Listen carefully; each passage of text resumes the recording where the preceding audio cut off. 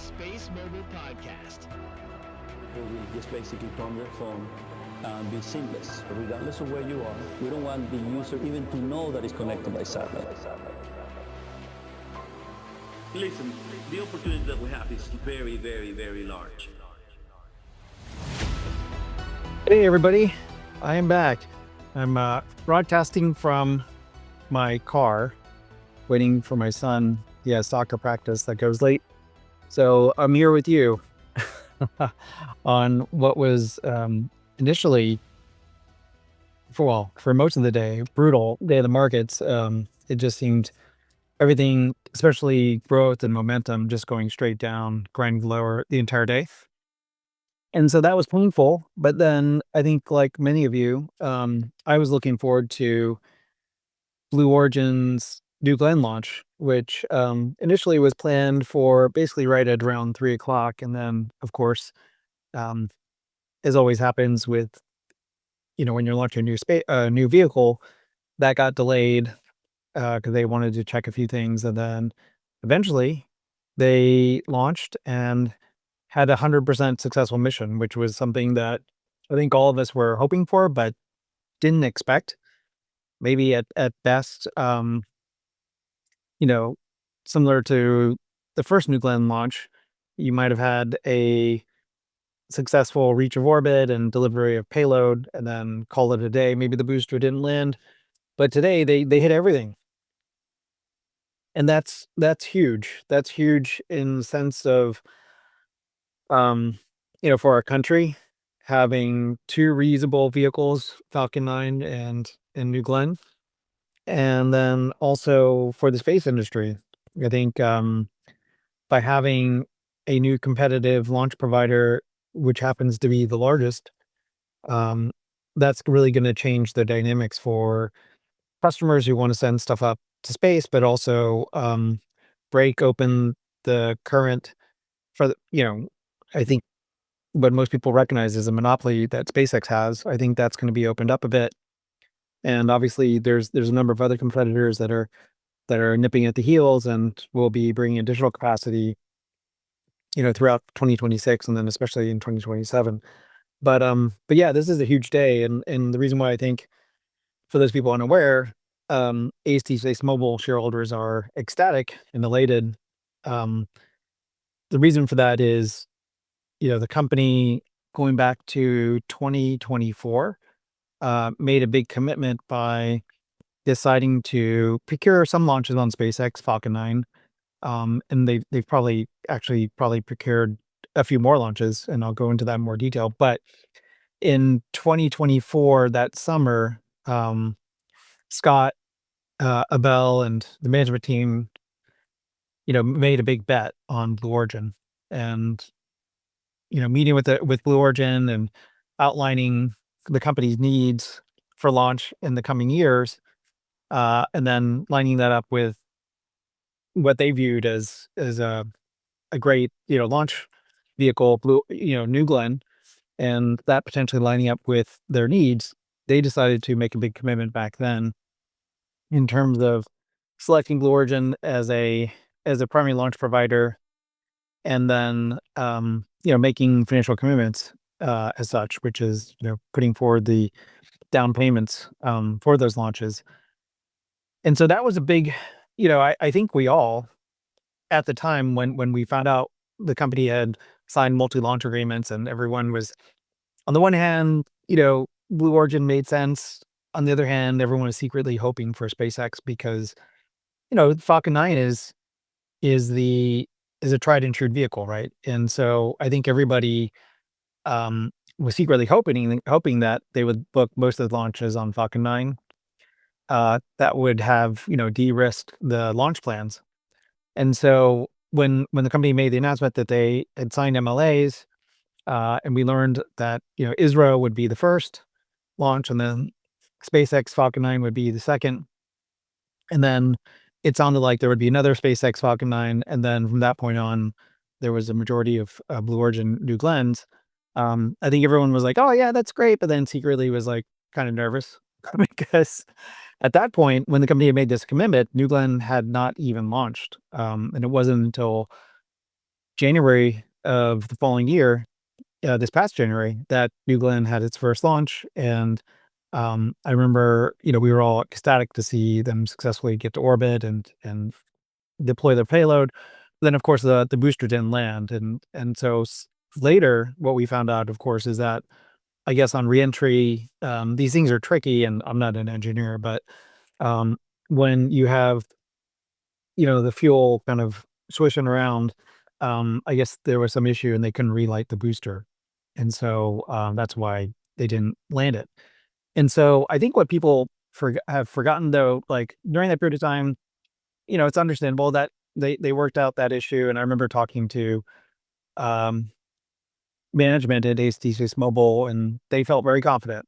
They were like, they know what the issues are. They're going to land it the second time, and of course you hear that, and you're like, okay, that's great. And I think AST's management had frequent, whether it was weekly or daily updates with the Blue Origin team, and had met, of course, Bezos, but also David Lipp multiple times, and have visited the factory multiple times. I think Scott was like at their celebration party the last day or two. Maybe he was there now. Um, but they had utmost confidence, and that's great. And but of course, as an investor, you, your management team can have utmost confidence in another provider, but then of course, you're still nervous. And so today was just absolutely tremendous. I mean, I know there were some people who talked about watching it with their kids. I watched it with my kids, and we were jumping up and down. And I know some people were crying too. I mean, what a tremendous accomplishment! And it's for the people in Washington, the people in Alabama. I mean, that's where they build the rockets. Both states. I mean, just imagine, like, I know, and for Blue Origin, like, people at this company have gotten a ton of stick. Yes, it's late. It's been delivered late versus what they were projecting, and yeah, guess what? SpaceX too. They're late on their stuff too. Space is hard. We all know that, but they just were the whipping boy. I mean, people would just go after them in the industry, and what a big fuck you! Like, they did it. They fucking did it, and it's not like they had to iterate multiple rockets and blow shit up all the time, like, which is fine. That's a totally different approach, and it's perfectly acceptable, and it's a different way of doing things. But yeah, they have their own culture and their own engineering, and on the, they got this large rocket to orbit on the first try, and unfortunately the booster didn't land. On the second try, they did everything, and it's not like the booster like missed the target and or was off or maybe landed in the ocean. It landed right in the center of the ship, of the barge. I mean, it's, to me, it's like just unbelievable. I still am beside myself. And so this company, obviously they've had experience with New Shepard, which is a smaller rocket, and so it's not like they're new to this stuff, but obviously scaling from something that small to something much bigger is a totally different proposition. But yeah, I mean, I have a tremendous amount of respect for SpaceX and everything they've done. But now we've got like another major player that has a vehicle that has demonstrated performance, the ability to deliver cargo into orbit, and then the booster to land it, to be reused. And obviously, it's like there's probably stuff to figure out and things to optimize, and maybe some things may have gone wrong, which we don't know about. But for all intents and purposes, like it looked successful. And so what that means for AST Space Mobile, which was interesting, Scott was at Bank of America today for a fireside chat, and I was going to go through some of the um, nuggets that came out of that discussion. But obviously, there was a big focus on Blue Origin. The research analyst at Bank of America was like, okay, so you guys have to launch 45 to 60 satellites next year. How comfortable are you with that? And who are you going to use? And so it was interesting. I tweeted about this before. One of the things that Scott disclosed today is that they've actually overbooked. So they haven't, and part of it is he talked about like, hey, in October, we weren't expecting this, but we had the opportunity, and we did it. We raised $2 billion which is the 1.15 billion convert, and then they had raised some money from the ATM, and then they also, I think this is the math, I haven't checked it all out, but then I think he's including also um, the capped call, which they sold, and then I'm trying to think. I think he may have included the prepayment from Saudi Arabia, or expecting that. But anyway, uh, but with that amount of flexibility, what they did, what he disclosed today, is that they've actually purchased enough launch for 75 satellites. And so what that tells me, and so that that says that they, in my mind, he's disclosed that a majority of their launches are going to be on Blue Origin New Glenn. And we know that they do have, at least initially, there's like 3 SpaceX Falcon 9 launches. One is probably a rideshare for FM2, or maybe it's a single, who knows. But then there's gonna be 2 more, which carry 6 Bluebirds in total, 3. But then there's gonna be a bunch of Blue Origin launches as well. And so when you break that down, and by the way, Blue Origin, they're gonna have to continue to optimize the engines, and I think initially they're probably gonna just start taking 6 Bluebirds up, but then eventually, when things get worked out, they'll be taking 8 of these things, or up to 8. But when Scott discussed overbooking launches to take 75 satellites up, I think what that means, and then of course the disclosure that a majority, is that 50%? Is that 60%? I mean, who knows? But the majority of that is Blue Origin. But then with that, when he said that stuff today, that told me that they actually booked additional Falcon 9 launches. And I'm not sure the timing of those, but they're probably sprinkled throughout the year. So obviously, like, this is great. Blue Origin, they stuck the landing. And by the way, like, the company would tell you that um even if they didn't stick the landing today, or if they have issues in the future, it's not a customer's issue. Now it's great for Blue Origin, because then that saves them money. They can go refurbish this booster and then use it again. But apparently they've got a lot of these boosters in production, and so the thought was, like, if they couldn't land this one or the next one, they were still going to have to launch these things because customers are paying for them. And so, however, now that they landed it, obviously that changes the ballgame quite a bit, because then I think the turnaround time and the ability for Blue Origin to run more rapid cadence is gonna be really useful and helpful, and then it's also going to obviously make life a lot more easy and economical for AST Space Mobile if you've got 6 to 8 Bluebirds launching on a New Glenn, and then they can turn that rocket around. And I'm not an expert, but maybe it's a few weeks, 30 days. I mean, who knows? But that, I think, for the AST Space Mobile story, one of the, like, the ways that bears would frame the argument against it, one of the key ones is like, well, launches, you're capacity constrained, and you're reliant on Falcon 9 and SpaceX, and they're a competitor, and they're gonna, like, delay things on purpose, and give you a hard time. And then why would they ever launch your birds? And of course, like, for rational people who understand the space market, it's like, oh, SpaceX launches competitors all the time. They send up OneWeb satellites. They launch Amazon Kuiper, which is now named Leo. They launch their satellites. They launch everybody's satellites. Globalstar, they launch Iridium. Why would they do anything different? And we also have these things called antitrust laws in the US, where if you do those things, then you can get in big trouble. Um, and so that argument was always floating around there. And then, well, you're launch constrained, but um, which is true. Like that, and that's why the company put forward these prepayments and is trying to leverage multiple providers, because you don't ever want to be beholden to just one. However, the game has changed. Like, now Blue Origin New Glenn, it's demonstrated the capability that they were hoping, and so now with reusability, like, they can start, once they get into a rhythm, they can start launching AST Space Mobile satellites. They're going to launch Amazon LEO or Kuiper. I get we'll call it LEO now.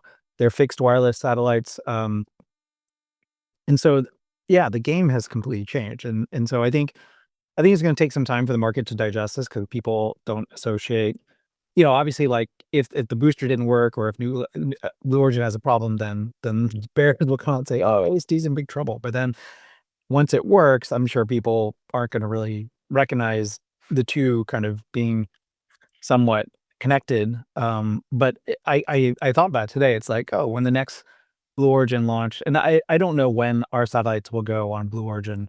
It's probably my guess is like we're not going to put 6 Bluebirds on a Blue Origin flight until they've demonstrated maybe one or two more successful launches. That's my guess, which is why we'll probably use Falcon 9 until that happens. But when I don't know, sometime in spring, we'll probably my guess is we'll be on a Blue Origin flight sometime in spring, the end of spring, maybe sorry, probably February, March. Um, it'll be interesting because then all eyes will be on that flight, and then they'll say, "Oh yeah, the customer is AST Space Mobile, and there's 6 Bluebird satellites on there, the largest satellites ever to, to go into low Earth orbit." And then people will be like, "Oh, what is that? What's AST Space Mobile?" And then you'll have this. I think you'll have this surge of like awareness about what the company's doing. But um, but yeah, today was an absolute game changer. I think. And this is good for the industry, like I said, like, I remember talking to Scott before about how when the war in Ukraine happened, basically launch turned into a monopoly where it was if you were obviously NASA can use Russian rockets and they still do to a degree. Like, we sent up astronauts on a Soyuz go to the space station, what was it, 2 or 3 months ago? But for US commercial companies, and especially those that are connected to defense applications, that's a big no-no. And so after the war in Ukraine, Soyuz was off the table, and so then it was just really SpaceX. And then SpaceX, even though they the cost of launch went down for them as they scaled up, they continue to charge full freight for people. And so now that you've got a big player, I mean, Blue Origin New Glenn is the largest rocket now, that's reusable, and, obviously, Starship is around the corner, and we'll see that come online at some point, if they can, work the kinks out. But, for all the people that were making fun of Blue Origin, like, now they've got the crown, like, they're the biggest and will be the most cost effective, once they get to a normal cadence. Now, obviously, Falcon 9 still has the crown in terms of reliability, reusability, and I think, but I think for Blue Origin, as they continue to develop the rocket, like that's going to change the landscape, and so hats off to Scott and Abel and the management team for taking a bet on Blue Origin because I think. Um, I speak for everybody. Like, I think everybody was, on the one hand, like, "Oh, yeah, that makes sense." On the other hand, was like, we're like, we're hopeful that they would go the other way, and, but that bet turned out to be the right one, and hats off to them. Um, and so, as I mentioned before, I going back, earlier today, Scott did speak at this B of A conference, and I just wanted to touch on a few things. So I did mention one of them, which is the fact that, company has booked for 75 to launch 75 satellites. I think what that means is they probably kept Blue Origin at the number of, whatever got them to 60, call it at the upper end. But then they probably, my guess is they added additional Falcon 9 launches, to give them flexibility. And then I think, Scott did mention it today that, they may not need to use all of the launches. They may just use the the 60 and not need the additional 15 because I think in the contracts there is flexibility with Blue Origin where they can flex up or flex down. And so we'll see. I mean, maybe they'll give some additional color. Um, maybe in the next quarterly update. Let me see here. I'm just going to go through some of my notes here. So they did talk about other vehicles as well, and in addition to, the company, or Scott emphasized that they've built the satellites in such a form factor that they will work in it'll work in any standard fairing.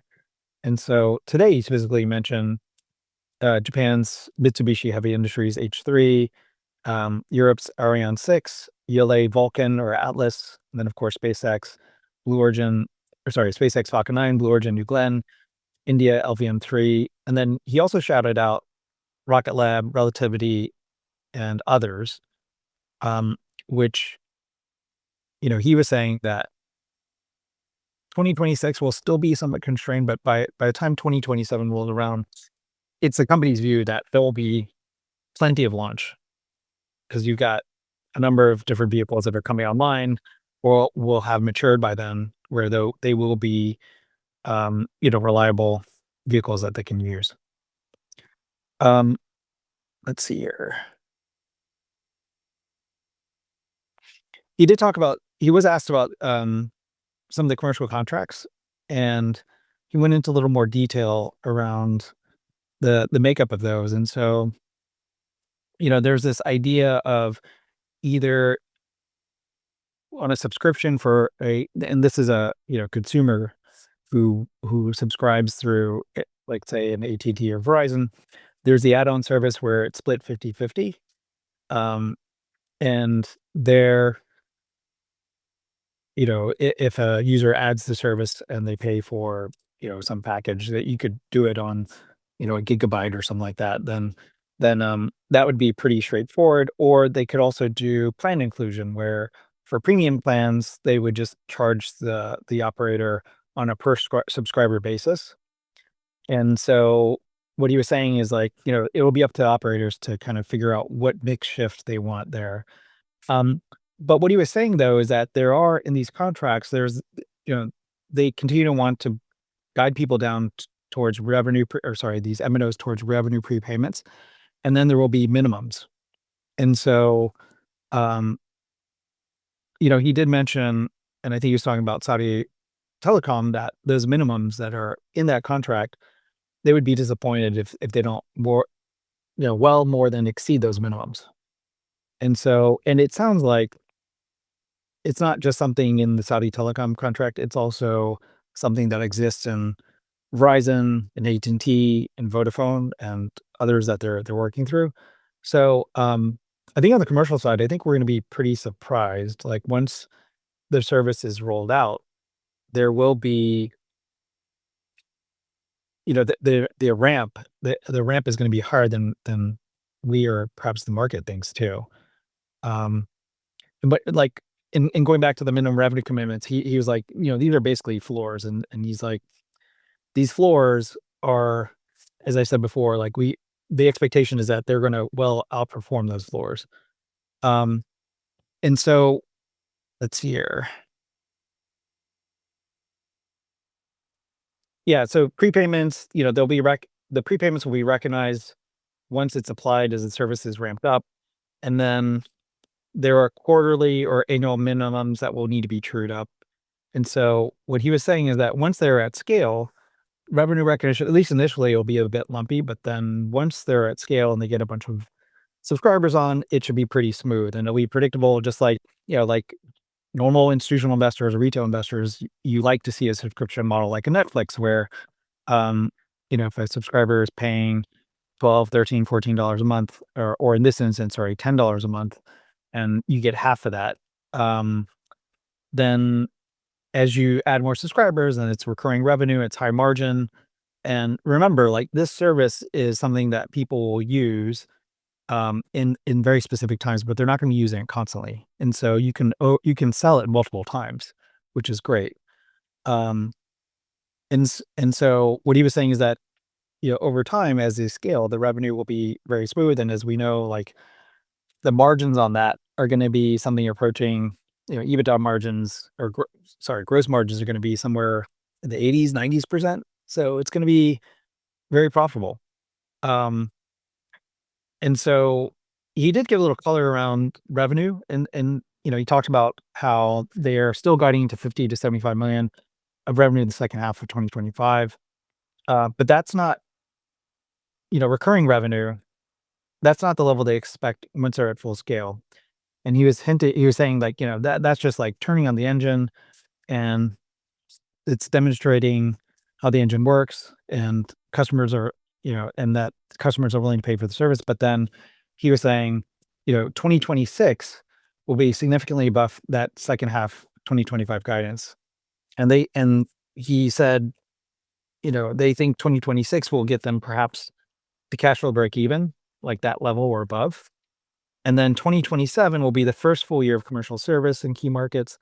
And then he said it, he characterized it this way: that's when you start to build the billion plus revenue business. His words, not mine. So yeah, that was quite bullish. Let's see here. Just going through some of these notes. He did have some comments around defense, and so, you know, there's he discussed like existing programs and novel applications that they can target in both communications and non-communications. And so he was saying they have, in particular, some very big opportunities within Golden Dome. And however, the funding structure of Golden Dome is still being worked out. Um, but he did say that, there's that, and then there's some of these other defense opportunities. But he actually then put some figures around it. So this year, the defense opportunity for them is tens of millions of dollars. And then next year, he thinks it's hundreds of millions. And then the expectation is over time, it'll be $1 billion plus type of business. And so I think that, that fits with kind of how we've been thinking about it. And yeah, I mean, I do think there is this possibility that the defense business is going to be bigger initially. And then, of course, the commercial business will eventually dwarf it. But especially in the early years, and when, before the constellation is fully deployed, um, there will be this demand from on the defense side, which I think is great. Um, let's see here. The other thing is, he did talk about Legato today, about how, and by the way, the Bank of America analysts, I think they'd been talking with people in DC, they run regulatory checks, and from what they can tell, he was like, yeah, I think it's going to be approved. Like, we haven't seen any issues. And Scott agreed. He's like, yeah, based off of the feedback that they've got. And he also, by the way, so this was an important part. Scott mentioned that there's like this oversight board, where there's a few other branches of government that have a seat at that oversight board, and one of them is the Department of Defense, or now Department of War. And so, whenever they get their various STAs or licenses approved, like that has to go through that oversight board. And so based off of, the feedback there and kind of the process, they think that, what has been a contentious issue with previous Legato and the Department of Defense, they think that this transaction, which, basically shifts the Legato transaction Legato spectrum from terrestrial use back to what it was originally intended, which is MSS, that's going to make the Department of War happy, and that they'll be on board. And so, um, I guess one nugget that came out of it today is that they've been ready to file the application for FCC approval for the spectrum transaction. However, because the government's been shut down, they haven't been able to file it yet. But now that the government is going to be open tomorrow, we will. He said they're going to submit that application, and then you're looking at a 6 to 9 month time frame to process that, which is consistent with a normal regulatory review process. And so we probably should see that Legato filing at some point over tomorrow or the next few days. But that's an exciting data point that was released today. Let's see here. One other interesting thing that I guess has been kind of lost in all the market hype and people getting excited around direct device is that Scott mentioned this, and it is a key point of emphasis, which I think is important, is that, for devices to work with, satellites today, like AST Space Mobile's initial approach and the main approach is to work on cellular frequencies. So, 600 to 900 megahertz. Then, Scott emphasized today, like there's 1,000 megahertz of cellular spectrum that works today on phones. Those frequencies already work on phones. And so that was our original approach in the business. And that's what gives you the best coverage. It gives you access to the most subscribers. And then, but now, 'cause this was in response to a question from the analyst who was asking about, hey, so what happens if Global Star sells or, if Iridium sells? And Scott was like, well, first, I want to make it clear, like we are uniquely differentiated because we can work with existing cell phones today. We're using cellular spectrum that has great, coverage and propagation characteristics. And then when the opportunity came to add MSS spectrum, which is legato, then and you know you want to have additional spectrum to then improve the capacity of the service. Like that's what we did. However, these other players, whether that's you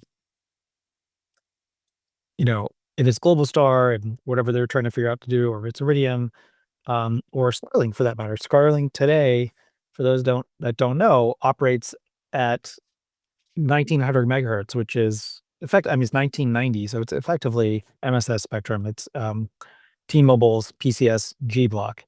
And so that spectrum, you need to have, uninterrupted views of the sky. It can work maybe potentially in your house, but not very well. It's not cellular spectrum. I mean, it's designated cellular spectrum, but for all intents and purposes, given where that's basically 2 gigahertz, it's not the terrestrial spectrum that's good for propagation and coverage. And so that's a key differentiation point, where Starlink today only works in mid-band spectrum. And then, in 2027, when they're able to utilize the spectrum they bought from EchoStar, which is AWS-4, that's 2 gigahertz as well. And so they're still going to, if they want to compete at a similar service level, which is, Apple has talked about this idea of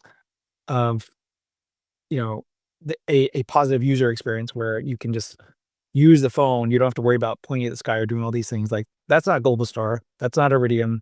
That's not what Starlink is. That's going to be AST Space Mobile because they're using cellular spectrum now. Starlink could eventually do that. They could try to roll out satellites that will do low band spectrum, and that would need a different phased array and basically a different satellite. Similar to AST, the Block 2 satellites are low band cellular spectrum. They're focused on that. Block 3 will be mid band spectrum, and and that will be a separate satellite. But yeah, Starlink could do that, but they'll have to change their architecture in order to work with low band spectrum. So they'll have to get a larger phased array. They'll need to do fixed cells instead of regenerative architecture. So they'll have to put down beam cells that are very precise to avoid interference, because with cellular spectrum, there's already terrestrial towers out there and you have to like basically fill in all the holes where those towers don't cover. And so there's a lot of challenges there. And so I think that's like, it's a point, a very important point that is a nuance that I think journalists aren't going to know. A lot of investors aren't going to know, but for the people who really dig in, it's like, oh, this service is going to be way better because it uses cellular spectrum, and you have a satellite that can navigate, without interfering with other terrestrial towers. And so that was an important point, which I'm not sure that the BofA analyst guy totally got it, but we get it. There was a question about, let's see, technology differentiation, and this is important too, which is the fact that AST satellites are, Scott would characterize it as they're dumb satellites, right? Like they're bent pipe architecture. They're smart at like collecting signals and putting down beams. They have a lot of power. They can like listen, but basically they take the information and then they on a cellular frequency, and then they package it into, they put it all together, and then they beam it down on QV band spectrum, which is higher band spectrum. And then that actually, the brains the RAN architecture is actually on the ground, right? And so that integrates into the MNO's core network, but all the brains happens on the ground. And so the satellites, like whether you go from 5G to 6G, I mean, I remember speaking to Abel years ago. He's like, "Yeah, we could do 7G, 8G, whatever it is, right? Like you're protocol agnostic because you're just collecting signals and putting them back down." And the issue with some of these other architectures is that if there's any changes to the protocols or, and if there's any updates to the technology, you basically have to replace all the satellites. Whereas with AST, it's basically almost it's not this, but I'll just call it like it's a signal repeater. It catches signals and then it puts them back down on Earth, and all the intelligence happens on Earth. Now, obviously, there's a lot of processing that goes into collecting those signals, putting them together, and then beaming back down to Earth, and obviously like how you listen to them and beaming cells down. That's really important. But from a technological standpoint, in fighting obsolescence, like these satellites work with existing MNO carrier networks, and so by doing that, they're more friendly. The MNOs have control over the data versus like Starlink, where Starlink gets the data, they have control of the customer, and then they pass on the information eventually to the MNO. But this is a huge point of competitive differentiation. Another thing is that he mentioned today about the ASICs, how, even if Intel or anybody wanted to create an ASIC, that's a 5-year process now. Maybe that's a bit, for someone like SpaceX, maybe they can do an ASIC in 3 years or 2 years. I know someone at least claimed like they could do it in 2 years. Um, but it took the company 5 years, and they invested in the ASIC, and then, of course, the various satellite programs. They've invested now, I think, well over $2 billion. And so, yeah, this stuff is pretty hard, and it's not easy to do, and it takes time. Like, you can throw so much money at a problem, but you also need time, and you have to test things and fix them, and so, anyway, but, he obviously made the point about having a very large phased array, and that being able to connect to a satellite, or sorry, to a phone, a very small device with a small power, small antenna. And so that's a huge different point of differentiation where that connection is going to be much stronger versus a competitor who has a phased array that's much smaller. Um, Let me just see here. Already talked about military, the size of that business. Let's see here. Yeah, I mean, so those were some of the key takeaways. I think he also covered there. I mean, he actually covered quite a bit of ground in this discussion, but it's a lot of stuff that we already know. Um, but yeah, I do want to talk a little bit about what lies ahead. And so I know today is like it's a crappy day for markets. I mean, I was looking at just growth stocks in general, and my God, it was an absolute bloodbath. And there are some sectors that probably are overvalued, and I wouldn't be surprised. I wasn't surprised to see some names down like 10%, 11%, but it was just across the board. Like, I think, and obviously like, a lot of spec growth, high beta names have performed quite well over this past year, and that's an understatement. Like, they've done extremely well. But today it was just massive de-risking, right? And so I'm not really sure. I think the government shutdown and the economic numbers that are coming out are looking pretty bad. And, like today, and I guess I'll talk about this since it was a headline. Verizon, I think one of the headlines is like they're going to lay off 10,000, and then it was 15,000. Now it's like 20,000. Bloomberg overnight saying they're going to lay off 20,000.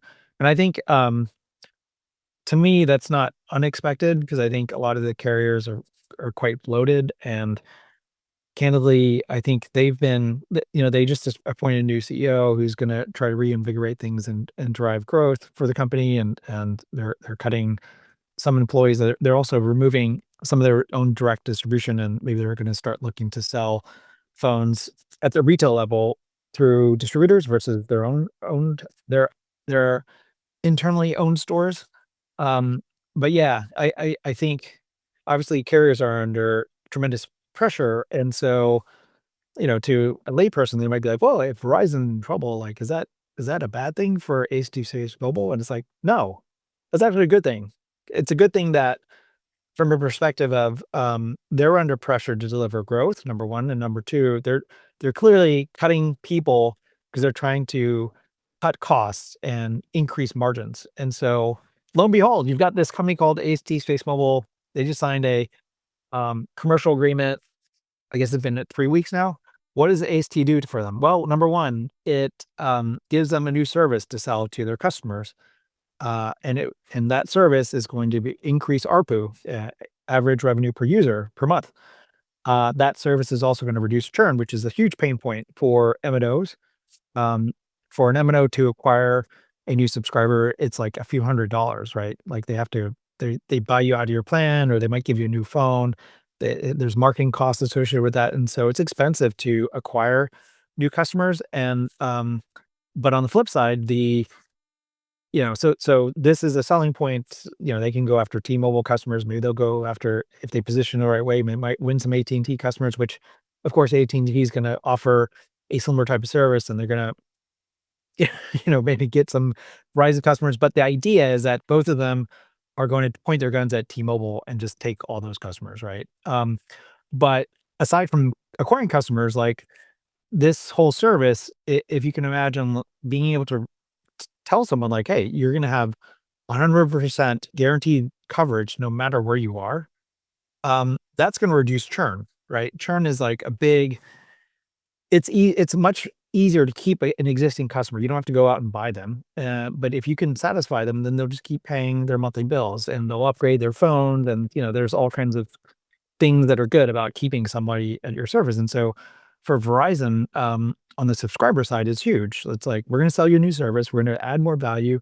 We're going to be able to raise pricing because you think the value is worth more, and you're not going to leave. And then on the flip side, or not the flip side, going down the cost curve, or the cost side for Verizon, it's like, okay, so we can also save CapEx. Like some of these rural areas that I was planning to build a tower, I don't have to do that anymore. I'm just going to cover it with satellite. Or I've got this tower in, rural Mississippi. I've got a whole swath of towers, and they're barely being used. I'm just going to decommission them. And each of those towers, I'm going to save a few $100,000 a year. And so it's a huge CapEx story, because like you don't have to expand your network, and in some ways you can shrink your network, the terrestrial towers, right? You don't have to pay for those expensive leases to whoever, that tower is sitting on a building, or maybe the transmitters are on a building, or they're in someone's, you know, property right off the highway. You don't have to pay that. You don't have to pay the electricity that's going to it. You don't have to pay a lot of things. And so yeah, it's a huge CapEx story where they can save money. And so I think, today with Verizon making its move, and T-Mobile too, they just replaced Sievert with this other internal Deutsche Telekom guy. Um, I guess I guess John Stankey is like the only one left standing out of the original, the three CEOs. But yeah, the carriers are all under pressure, which, on the flip side, like on the one hand, they're under pressure, but also I think they have this tremendous opportunity, right? Because like if you think about AI and edge computing and connecting drones and all these things, like these carriers, in some respects, are well positioned because they're going to be they're going to be connecting all these devices. And so, but they're driven by the profit motive. They've got to deliver results. And so today's news on Verizon, I think, just kind of underscores the need for these companies to put forward a service that's going to captivate and delight customers, and on one hand, and then on the other hand, it's going to save them a lot of money. And so there's not many there's not many things out there that can do that. And so the AST Space Mobile service is going to be great. But yeah, today sucked. The market is bad. I think I do, for some of these speculative areas, yeah, it's, I guess it's not a surprise, and it's healthy. But I do think, just given some of the economic numbers we're seeing, and obviously the market's kind of flying blind here, where we haven't been able to get labor data, inflation, because the government's been shut down, and so the market's probably more uncertain than it has to be.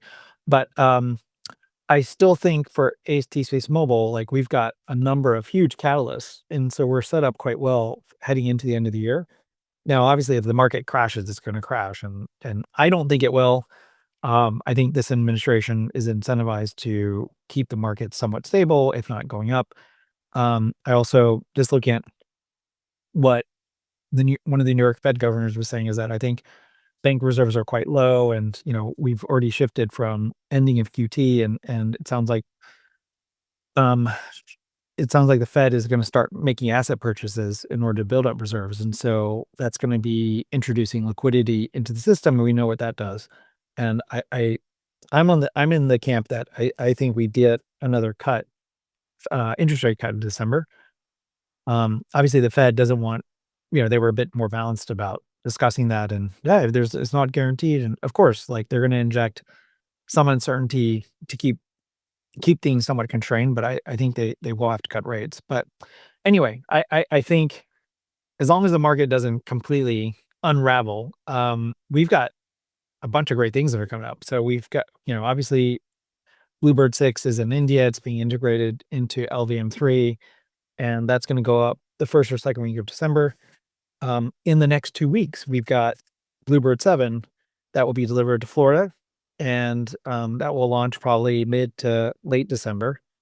And then also in December, we will have, at least according to the timeline, we'll have potentially two batches of three Bluebirds ready. So call it BB8 through BB13. So 6 satellites potentially ready in December.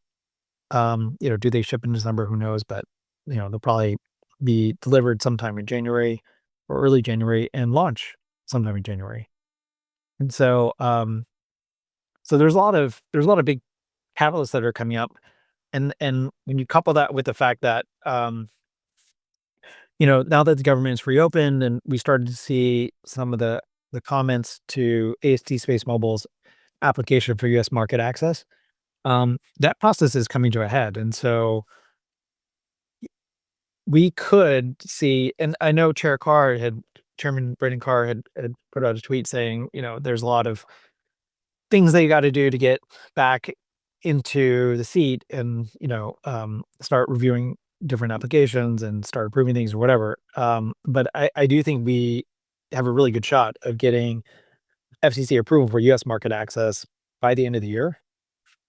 And that's something that, most space mobile investors have been waiting for years and know, but I'm not sure the market actually understands or knows that. So that could be a big potential, positive. And then of course we've got, the DoD, whether that's the recent government win that we had, which still needs to be worked out. Once the government opens, I think we'll get more details about that. Or the company said they were awarded it, but they had to wait. This was the 9th award because the government was closed. But then you also have Golden Dome awards that potentially could be coming out in the next few weeks. Yeah, and so I think though the biggest catalysts are, and the most visible are, the 2 launches in December, and then the delivery, hopefully, of those, whether it's 4 or 5 or 6 Bluebird satellites, at least. I mean, imagine like the press release that's gonna come out where it's like, "Hey, we've completed 6 of these things." Like that's gonna be pretty huge. And then, we're shipping them to Florida, and then they're gonna launch in January, and there's gonna be a get together and whatever it is, right? And so we're kind of in this really exciting phase, which I know and now that like Blue Origin New Glenn launched and landed successfully, it's really up to the company to deliver now, right? Like now it's getting those freaking control sets completed, because the microns, like they're producing those like hotcakes, right? And so it's a matter of making sure that those composite shell control sets get done on time and mated to the microns and then put out the door. And so now the race is on basically. And so I think, yeah, I mean, it's a pretty exciting time. Like today, the market sucked, and I bought more on the dip, and yeah, I was able to pick some up even under 60, which was kind of nuts. Although not that nuts, because if you if you think back, it wasn't that long ago that we were at 60 before, and so I mean, the fact that we even hit 100, like, that was kind of crazy. And it will probably happen again, like, in the coming weeks, months. That I feel pretty certain about. But yeah, today I think going back to what the original part of discussion, like Blue Origin, New Glenn launching and landing. I mean, I think for on behalf of everyone, it was a huge moment for the company and for the space industry. And I think um yeah, I was just elated and relieved at the same time because I think that de-risked quite a bit for us. And I think Scott, maybe I didn't mention this before, but let me look here. I was in my notes. I mean, for Scott, oh, the other thing you mentioned about launch is that, they were proactive in de-risking launch. And he did mention that they still are actively signing or looking to sign more launch contracts. So take that for what it's worth. I assume that some of these other providers, um, I think, Abel mentioned MHI, that probably is one that makes sense. If not economically, for commercial and political reasons, launching on a Japanese rocket, one or two bluebirds, like that would be a good idea, I think. Um, but yeah, what an exciting day. I mean, it's a crappy day, and I've had a pretty painful drawdown since the peak, but um, like I've said before, for anyone listening, it's when you do achieve your price objectives, like, it's always a good idea to take some profits and put that aside, put aside taxes, and so then you can just ride the rest of volatility, right? And so on days like today, I didn't really even care about the market because I was focused on Blue Origin, New Glenn, and when that went off, that made my day. And I think everyone's kind of focused on the macro, but once things kind of settle, and people focus back on company specific, you know, issues and milestones and things like that, I think today's successful launch and landing is going to reframe the AST Space Mobile investment case. And I think for bears and people who will throw things at the company that there's no capacity or you're beholden to SpaceX, it's like, no, we're not. We're not. SpaceX is a great partner. Falcon 9 has been wonderful. We have used them. They've put up all of our satellites with the exception of Blue Walker 1, and we will continue to use them. And they've been great. But now we've got another partner. We've got two other partners, and we're looking for more because we've got a lot of satellites to launch, not just 65 to sorry 45 to 60, but looking to launch in excess of 100, right? And so we're Scott mentioned today, we're fully funded for well over 100, and it looks like we're going to be launching mid-band or start rolling out mid-band bluebirds by the end of next year. And so yeah, it's an exciting time.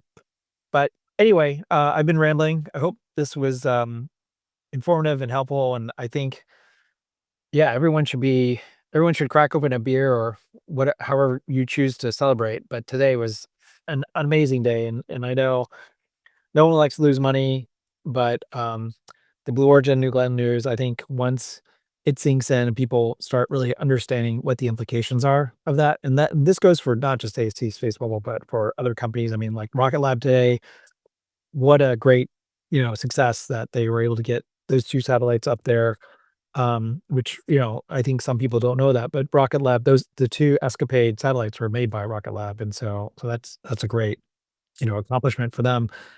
But yeah, this has been good for the US space program, and it's what this administration, what future administrations want, and what the FCC and NASA, to have this abundance of riches, right? Of launch is going to be great. And so anyway, I'll end it there. I guess I'll just take a quick look at see if there's any comments here. Um,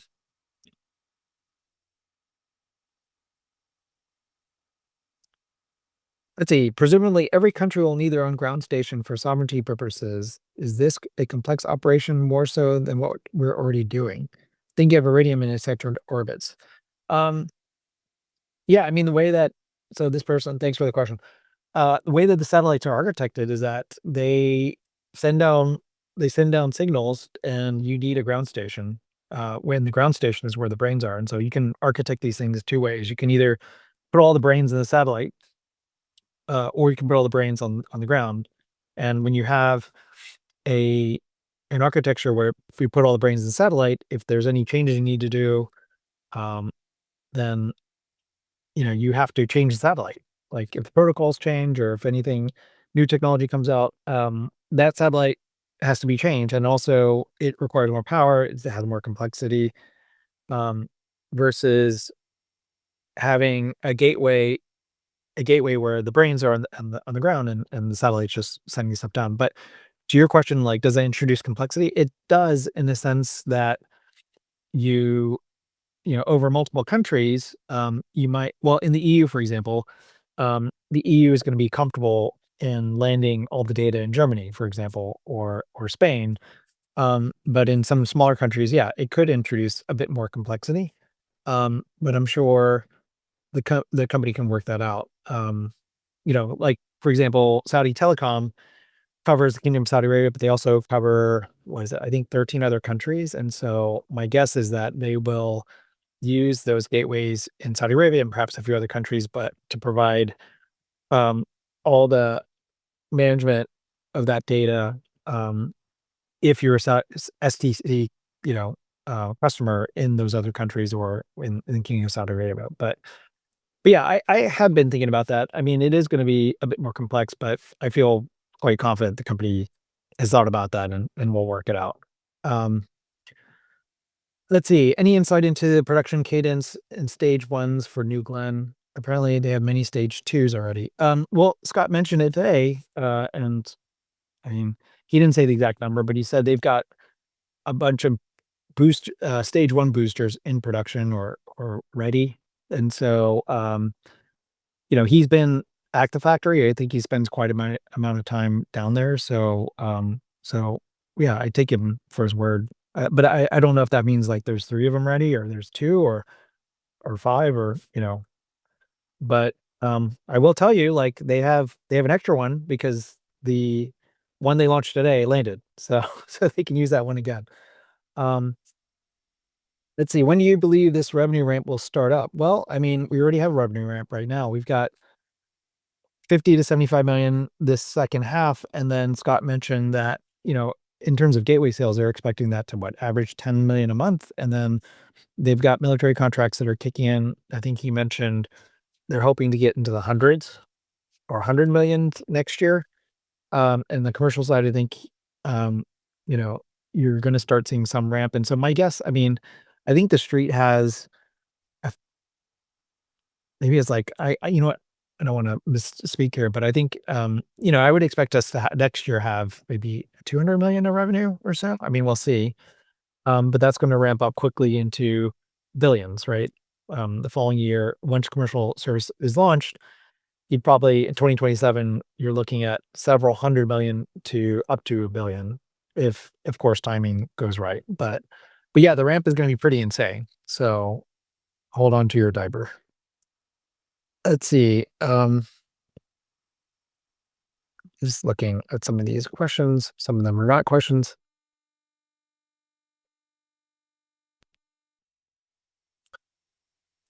Let's see. If the service is oversold, couldn't that lead to a scenario like a natural disaster where people expect AST service, but they're unable to deliver decent speeds? Yeah, so you can throttle people. I mean, what the company is going to do, for example, in some of these developing nations, is that they are going to sell lower speed plans, and you can overbook a satellite and deliver, basically throttle everyone. So not everyone's going to in a lower, in a developing country, if people are paying a lower fee, they might get speeds that are 1 megabits per second or 2 megabits per second, something much slower. But then you can have more simultaneous users on that service. And so during a disaster, if there's a lot of people that need service and the network's wiped out, and you've got to get everybody online. Yeah, you could throttle the service where, of course, like you're not going to let someone watch Netflix while everyone's trying to call their loved ones. Like you might just allow people to um, do texting and some level of voice. You might throttle everybody during that period of time, but there is an ability to um, yeah, manage the services in such a way where you get everybody connectivity because it's important, but then not everyone's gonna be doing full broadband, like, it's gonna be throttled back. Um, Someone's asking, "Is this the start of the demise of Mr. Musk?" No, I would not I would not go out on a limb and say that. SpaceX is gonna do just fine. If anything, it's gonna keep them honest, right? Like, they're gonna have to lower their prices and innovate more, and which they already do, to be fair. And so, but what I think Blue Origin, what it does is it introduces another launch provider, and for customers, that's good. There's choice, and it's going to bring down prices. And um, yeah, I mean, competition is good. Just like for AST Space Mobile, they've got to compete with Starlink and perhaps another player at some point. Um, but there's room, and there's enough economics, and yeah, the market's going to be big. So I think that's it. I've been rambling on now for an hour. Maybe I'll cut it there. But yeah, an exciting day. I think everybody should celebrate. You know, I joke about the markets. We haven't been this oversold since tomorrow. I mean, we'll see what tomorrow and the next few days bring. But putting aside all that near term stuff, it's an exciting time for the company. Like we're on the cusp of multi-launch campaign and commercial service. And today, when Scott was speaking at Bank of America, like some of these things that he was saying, he was finally putting numbers around it. It just got me really excited. And then to see Blue Origin launch and land, that just gave me a huge sense of, yeah, excitement. Like we've got a lot of great things going on, and to have your workhorse vehicle working like that's a huge relief. So anyway, thanks everyone for joining. And yeah, we'll speak again. We'll see. I'm gonna, just like everyone, spend this evening reading articles about the launch and watching videos again and reliving it. But thanks everyone for joining. We'll talk again soon. Thanks for listening to the AST Space Mover podcast. If you enjoyed this episode and you'd like to help support the podcast, please share it with others, post about it on social media, or leave a rating and review. To catch all the latest news about AST Space Mobile, make sure to subscribe. Thanks again, and I'll see you next time. We're doing something very, very big. And I think with this technology, we can really affect billion lives. AST Space Mobile is the only company that has proven technology to deliver cellular broadband connectivity directly from space to the everyday smartphone. People will just basically turn their phone and be seamless, regardless of where you are. We don't want the user even to know that it's connected by satellite. Our role is to bring this into reality, always in partnership with the MNOs.